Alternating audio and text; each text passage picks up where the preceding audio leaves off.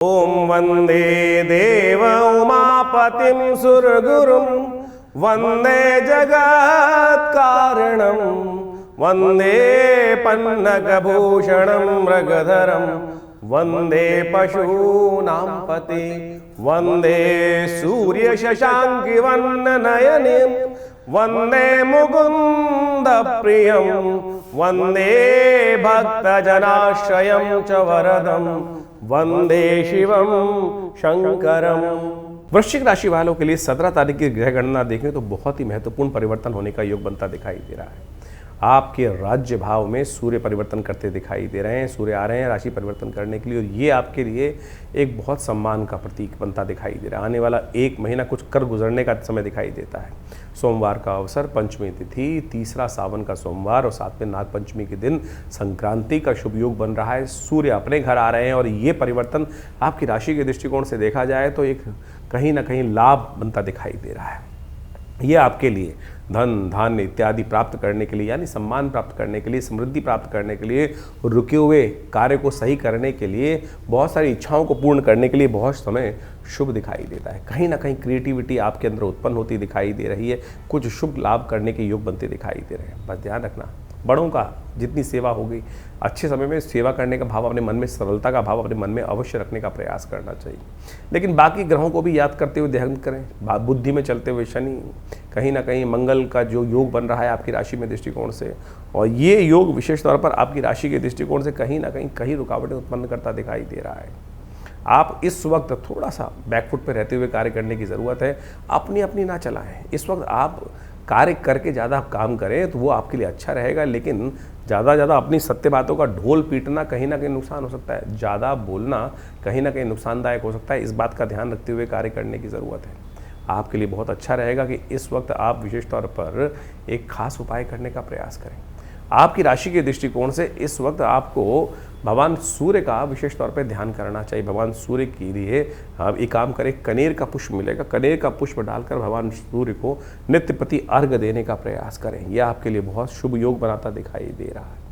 और जल का दान, कहीं भी भंडारा चल रहा हो, कुछ भी चल रहा हो, वहाँ जल का दान करने का प्रयास करें। ग्रह नक्षत्रों के दृष्टिकोण से यह आपके लिए कहीं ना कहीं स्थिति को परिवर्तन करने का रास्ता अवश्य बनाते दिखाई देंगे। सूर्य का संबंध विशेष तौर पर भगवान हनुमान जी से बहुत है और हनुमान जी की कृपा से आपकी राशि से हनुमान जी का संबंध रखते हैं, तो आप यदि हनुमान जी के मंदिर में नित्य प्रति जाकर उनको चूरमे का भोग लगाएंगे तो वो भी आपके लिए कहीं ना कहीं कल्याणकारी योग बनाने के योग बनाता दिखाई देगा। इस समय नाग पंचमी का सुंदर योग चल रहा है, सावन का सुंदर योग चल रहा है। गंगा जल से भगवान का अभिषेक अवश्य करने का प्रयास करें और भगवान की कृपा से आपके लिए कल्याणकारी योग पड़ेगा। गंगा जल से खुद भी स्नान करें, हो सके तो गंगा जल से भगवान का अभिषेक भी करें और यही गंगा जल का उपयोग यदि नित्य प्रति भगवान सूर्य को कनेर का पुष्प डालते हुए अर्घ देने में करोगे तो कहीं ना कहीं तीर्थ जल से कल्याण का योग आपके लिए अवश्य बनता दिखाई देगा। तो इस सूर्य का परिवर्तन जो 17 अगस्त को होने जा रहा है बहुत महत्वपूर्ण है।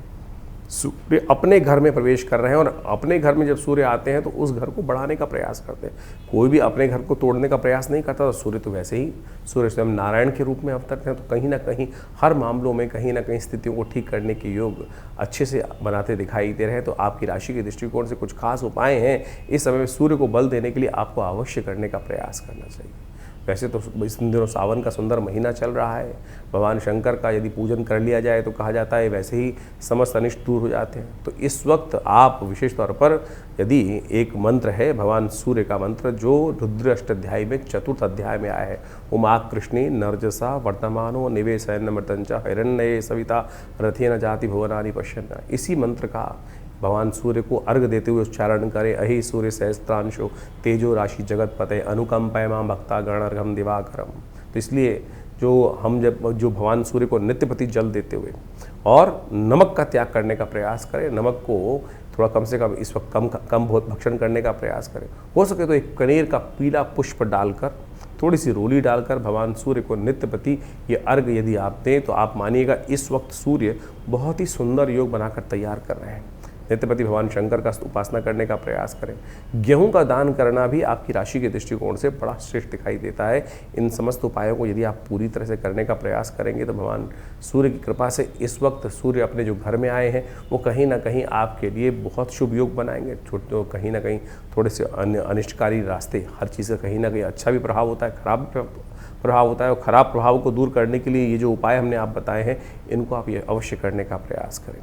हो सके तो रविवार के दिन विशेष तौर पर गायत्री मंत्र का भी स्तवन कर लें, गायत्री से कम कुछ देर यज्ञ कर लें, तो भी भगवान सूर्य की कृपा से आपके ग्रहों का जो नेगेटिव प्रभाव होता है वो बहुत ठीक करने में, और अकेले सूर्य का ही योग ऐसा है कि वो बहुत सारे ग्रहों के नेगेटिव प्रभाव को ठीक करने का योग बना सकते हैं। तो इसलिए एक सूर्य को ठीक कर लेने से, इस वक्त पॉजिटिव लाभ लेने के लिए से आपके बहुत सारे ग्रहों को ठीक करने का योग बहुत जल्दी बनकर तैयार हो जाएगा। 17 अगस्त को ही सावन का तीसरा सोमवार भी पड़ रहा है।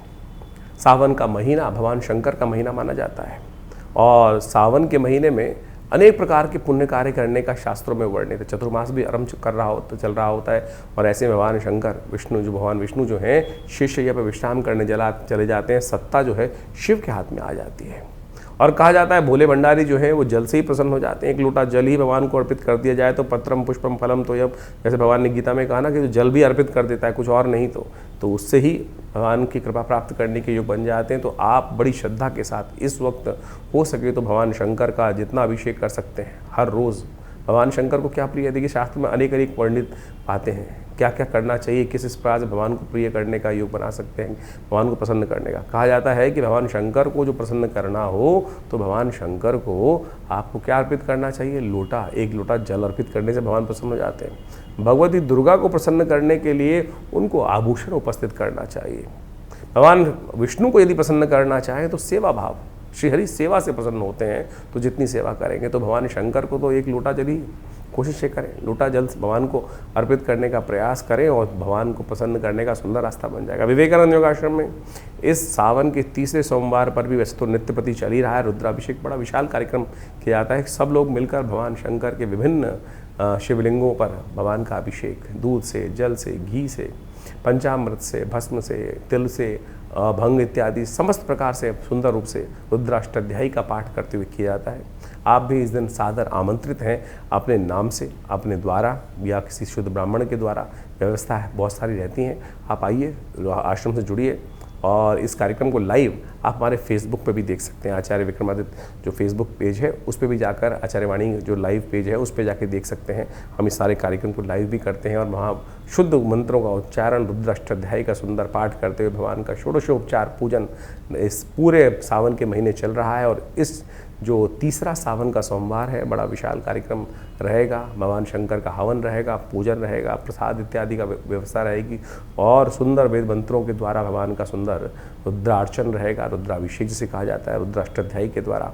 तो आइए भगवान शंकर का सुंदर आशीर्वाद ग्रहण करें, भगवान की कृपा से समस्त कष्ट दूर हो जाते हैं। तो इस प्रकार से ग्रहों का योग जो अभी आपने समझा, दिन पर दिन ग्रहों का परिवर्तन कहाँ, किस प्रकार से, कैसा आपके साथ खेल खेल रहा है।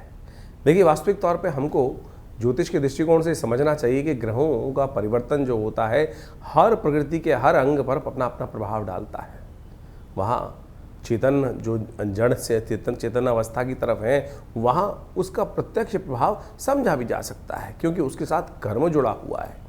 चेतनता के अनुसार, चेतन आत्मा के साथ जिस प्रकार से प्रति व्यक्ति के अनुसार से जीवन में जो घटनाक्रम घट रहे हैं, कहीं ना कहीं वो कर्म का प्रभाव जो है वो आपके जीवन में सुख दुख का कारण बनता है। तो इसको अच्छे से यदि हम समझ लें, अवश्यमेव भुक्तव्यम कृतम कर्म शुभाशुभम जो शास्त्र का वाक्य है, उसके अनुसार से चीज़ों को ठीक रूप में करने का प्रयास करें तो जीवन में कष्ट आए ही ना। तो आपको कोशिश ये करनी चाहिए। ये सुंदर रूप से जो सावन का महीना चल रहा है, सावन का महीना समस्त कर्मों से जो दुष्कर्म है उनसे निवृत्ति का है। भगवान शंकर की कृपा से जो कृपा हो जाती है तो सत्य माने समस्त जीवन के कष्ट दूर हो जाते हैं। एक बार स्मरण कर लें भगवान शिव के मंत्र का। किस अवस्था में? उस अवस्था में कि जब देह बुद्धि आत्मा किसी प्रकार से उसका भान न रहे, सब कुछ समर्पण कर कर परमात्मा के समर्पण भाव से यदि स्मरण कर लें तो कल्याण का योग बन जाता है। इसीलिए भारतीय संस्कृति में हर रोज़ एक नया उत्सव बनाया गया, हर काल में कुछ ना कुछ प्रार्थना करने का नियम बनाया गया, क्योंकि हमसे अज्ञानता में अनेक प्रकार के दुष्कर्म, अनेक प्रकार के पाप कर्म कहीं ना कहीं होते रहते हैं। मनसा वाचा कर्मणा जो कर्म करते हैं उसमें कहीं ना कहीं कोई दुष्कर्म ज़्यादा होते रहते हैं, पुण्य तो बड़ी मुश्किल से हो पाते हैं। तो इसलिए कोशिश ये करें, ये जो शास्त्र में वर्णित है कि किसी न किसी प्रकार से हर समय परमात्मा का स्मरण करें, भजन करें, उपायों को समझने का प्रयास करें, वही चीज़ें कल्याण देते। नहीं तो बहुत सारे लोग हैं इस संसार में जो उपाय करने के नाम पर पता नहीं कितने लाखों रुपए खर्च कर देते हैं, लाखों रुपए खर्च जाते हैं, वही जो परिणाम है वही ढाक के तीन पात रहता है। इसलिए तिल की ओट पहाड़ है, सरलता से समझें, आप परमात्मा की शरण में जाएं, सरलता से अपनाएं, समय को भोग कर कष्टों को जो है निवृत्ति का मार्ग जो है वो समय को समझ के ही प्राप्त किया जा सकता है। तो सावन में सुंदर रूप से हमने आपको कई बार बताया है कि बहुत सारे सुंदर कर्म, रुद्राभिषेक इत्यादि, भगवान शंकर का पूजन इत्यादि जो हम समय समय पर करते रहते हैं, बहुत सारे लोग आके जुड़ते रहते हैं, वो कहीं ना कहीं हमारे कष्टों को जीवन से दूर करने का सुमार्ग अवश्य बताता है। तो आप भी उनको अपनाएं, जीवन में सुंदर रूप से परमात्मा का भजन करने का प्रयास करें। अभी सावन चल रहा है, सावन के मध्यकाल में कई सारे ग्रह योग बनने वाले हैं, कई सारे ग्रह परिवर्तन की तरफ गए हैं, वो आपने सब समझा। तो कोशिश ये करें, जो जो सावन में सोमवार के सुंदर तिथि में परमात्मा का भजन करें, रुद्राभिषेक करें, बहुत सारे प्रत्यक्ष कर्म हैं। अभी कुछ दिन पूर्व एक व्यक्ति हमारे से मिलने आए जो जन्मपत्री दिखाने के लिए, कुछ कष्ट था, जीवन से में नहीं सुलझ रहा था कारण, तो हमने उनको एक शास्त्र के अंदर एक बहुत सुंदर कर्म बताया गया है जिसको लघु रुद्र कहा गया है। लघु रुद्र, महारुद्र, अतिरुद्र जिसको कहा जाता है लघु रुद्र। लघु रुद्र के अंदर नमक चमक से भगवान शंकर का एक पाठ कर लेने से, जो महारुद्र है उसके अंदर 11 आवृत्ति इसी प्रकार से श्रेष्ठ ब्राह्मणों के द्वारा यदि करा ली जाए, पूरी पद्धति को समझा जाए तो महारुद्र, हमने उनको महारुद्र का पाठ करने को कहा। उनके जीवन में समस्याएं थी, बिटिया की शादी नहीं हो रही थी, तो कहा कि महारुद्र का सुंदर रूप से पाठ करने का प्रयास करें। और सत्य माने उन्होंने इस महारुद्र के पाठ को सुंदर रूप से किया, श्रेष्ठ ब्राह्मणों से करवाया, भगवान की कृपा से वो कष्ट जीवन से दूर होने के योग बने। तो आप सत्य माने ये सब चीज़ें जो है कहीं ना कहीं कल्याण का योग बनाती ही हैं। जो सुंदर कांड का पाठ किया जाता है, जीवन में इस कलिकाल में कैसा ही कष्ट आ रहा हो, उसकी निवृत्ति का मार्ग ना बनाओ, यदि एक आप नियम बना लें कि हमको हर रोज़ सुंदरकांड का पाठ इसी संकल्प को लेके करने का प्रयास करें, देखिए कुछ ही दिनों में वो समस्या छूमंतर अवश्य हो जाएगी। कोई बहुत बड़ा तंत्र करने की आवश्यकता ही नहीं है। तो ये समस्त जो मंत्र इत्यादि है, समस्त जो पद्धतियां हैं शास्त्र में वर्णित हैं, लोगों ने करी हैं, सिद्ध महात्माओं ने करी हैं, सिद्ध जनों ने करी हैं, ऐसा प्रमाण साक्षात कई जगह उपस्थित है, हजारों लोगों ने उसका प्रभाव देखा है। तो आप भी सुंदर रूप से इन समस्त उपायों को करने का प्रयास करें, जीवन से बहुत सारे कष्टों को दूर करने का योग अवश्य बना पाएंगे। भगवती की माँ की कृपा, श्री भगवान की कृपा अवश्य बरसती है। ऐसा नहीं है कि आपके जीवन के कष्ट दूर नहीं हो पाते, लेकिन विश्वास नहीं जागता है। विश्वास को जगाने का प्रयास करें। और एक बात और समझें, परमात्मा की कृपा से हमको जो भी कुछ करना है, जो भी कुछ उपाय करते हैं, विश्वास के साथ करें। कष्ट है, सारी समस्या केवल इसी बात में है कि वो विश्वास दृढ़ नहीं हो पाता है। विश्वास, समर्पण, दृढ़ भाव चाहिए। यदि समर्पण दृढ़ भाव से होगा तो आपके जीवन से, जो परमात्मा की कृपा से, वो समस्त कष्ट अवश्य दूर होने के योग बन जाएंगे।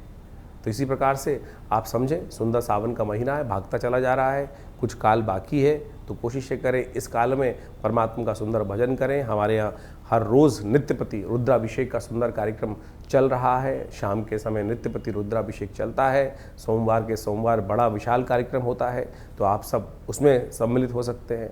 इसके अलावा हर मंगलवार को सुंदरकांड का कार्यक्रम चलता ही है। तो कोशिश ये करें भगवान का सुंदर भजन यथाउचित भाव से करने का प्रयास करें। कि कोई भी भजन, कोई भी परमात्मा का नाम किसी भी अवस्था में लिया जाए, कभी निष्फल नहीं जाता, अपना प्रभाव सदा उत्पन्न करके जाता है। ये ऐसा एक परमात्मा का भजन करने का जो कर्म है वो कभी निष्फल नहीं होता।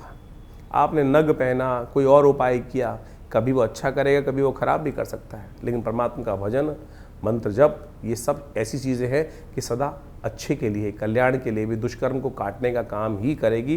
तो इसीलिए इस सत्य को समझ के हमें कार्य करने का प्रयास करना चाहिए।